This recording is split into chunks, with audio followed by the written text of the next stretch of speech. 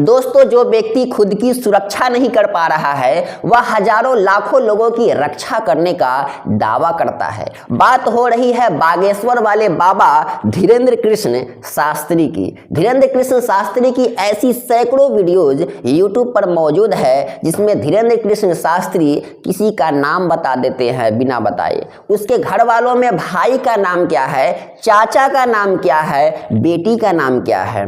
दोस्तों, किस पत्नी का किसके साथ चक्कर चल रहा है, किस पति का किसके साथ चक्कर चल रहा है, कौन तुम्हारा घर बर्बाद कर रहा है, ये सब बता देने का दावा धीरेंद्र कृष्ण शास्त्री करते हैं। लेकिन उसी धीरेंद्र कृष्ण शास्त्री को जान से मारने की धमकी मिली है। अब कौन धमकी दिया है उसका नाम स्वयं धीरेंद्र कृष्ण शास्त्री को भी नहीं पता है। जो दूसरे का नाम बताते फिरते हैं, दूसरे को बचाने का दावा करते हैं, कष्ट निवारण का उपाय भी बताते हैं, लेकिन जब उनके स्वयं पर जान पर बात बन आई तो उनकी सारी शक्तियां, सारी हेकड़ी फेल हो गई। वाह रे ढोंगी, दूसरे के इमोशन से खेलने वाले पाखंडी अपनी जान बचाने के लिए पुलिस के शरण में चले गए, क्योंकि दूसरे को धोखा दिया जा सकता है लेकिन स्वयं को नहीं।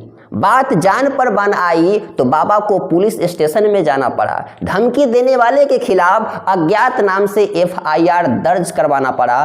3 दिन धमकी दिए हो गए दोस्तों, अभी तक ये नहीं पता चल पाया है कि धमकी आखिर दिया है तो कौन दिया है, उसका नाम क्या है। जो बाबा स्वयं को हनुमान जी का दूत बताकर हजारों लाखों लोगों का नाम बताते फिरते हैं, किसने तुम पर भूत छोड़ दिया है, किस पर प्रेत बाधा है, ये सब कुछ बताने वाला आज उसका दुश्मन कौन है, किसने जान से मारने की धमकी दी है, उसका नाम नहीं जान पा रहा। अपने मंत्रों से दुनिया को बचाने वाला खुद को नहीं बचा पा रहा, इसलिए पुलिस के शरण में जाना पड़ रहा है कि मुझे जान से मारने की धमकी मिली है। अभी तो महज मैं 26 साल का हूँ, पूरे सनातन को आगे ले जाना अभी बाकी ही है, मेरे बाद सनातन का क्या होगा।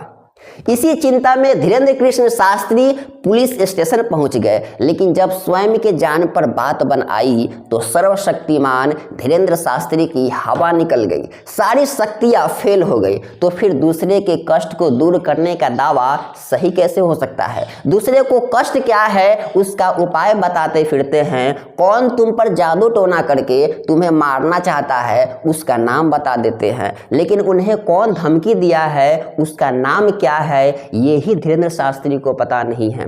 खैर, पुलिस को तो FIR दर्ज करनी ही थी, लेकिन किसके खिलाफ FIR लिखते। बाबा उसका नाम बताने में फेल हो गए, इसलिए पुलिस ने अज्ञात के नाम से FIR दर्ज कर ली। ये रहा FIR की दोस्तों कॉपी आपके स्क्रीन पर। इसमें लिखा है कि किसी अज्ञात ने धीरेंद्र शास्त्री के चचेरे भाई को फोन किया है और धीरेंद्र शास्त्री से बात कराने के लिए कहा, लेकिन बात नहीं कराने पर अज्ञात भड़क गया और धीरेंद्र कृष्ण शास्त्री को जान से मारने की धमकी देने लगा, 13वीं मनाने की बात करने लगा। इस धमकी के बाद धीरेंद्र कृष्ण शास्त्री की सारी शक्तियां धड़ी की धड़ी रह गई। कोई चारा न सूझा तो पुलिस के शरण में जाना पड़ा। पुलिस ने धीरेंद्र शास्त्री की सुरक्षा बढ़ाई। पुलिस ने आरोपी को पकड़ने के लिए 25 लोगों की एक टीम गठित की ताकि उसे पकड़ा जा सके, लेकिन अज्ञात का नाम तक नहीं पता चल पाया अब तक।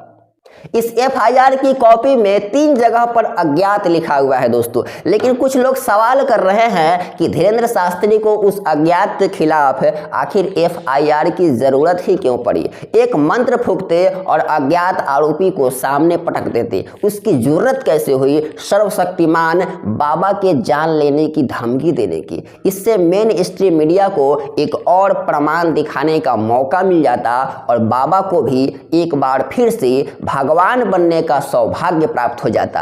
लेकिन यदि धीरेंद्र कृष्ण शास्त्री उस अज्ञात को नहीं जान पा रहे हैं तो कैसे लोगों का पर्चा खोल रहे हैं। बाबा उस अज्ञात की ठठरी क्यों नहीं बांध पा रहे हैं। ये है धीरेंद्र कृष्ण शास्त्री की दोस्तों असलियत। दुखी और बेसहारों को सनातन धर्म के आड़ में अंधविश्वास फैलाकर अच्छा बेवकूफ़ बनाया जा रहा है, क्योंकि ऐसे लोग मजबूर होते हैं जो कहिए मान लेते हैं। इसी पर नेल्सन मंडेला ने क्या खूब कहा था दोस्तों, दुनिया को बदलने का सबसे शक्तिशाली हथियार शिक्षा है, लेकिन लोगों को मूर्ख बनाने का सबसे शक्तिशाली हथियार है धर्म। लेकिन जितने पाखंडी लोग हैं अंधविश्वास फैलाएंगे, उनके खिलाफ मैं नवीन कुमार हमेशा आवाज़ उठाता रहेगा दोस्तों, क्योंकि सनातन धर्म को बर्बाद करने वाले ये एजेंट तुले हुए हैं। मैं हूं नवीन और आप देख रहे थे न्यू भारत NB। स्वतंत्र पत्रकारिता को सहयोग करने के लिए चैनल को सब्सक्राइब कीजिएगा और ज्वाइन बटन दबाकर हमें ज्वाइन कीजिएगा। नमस्कार।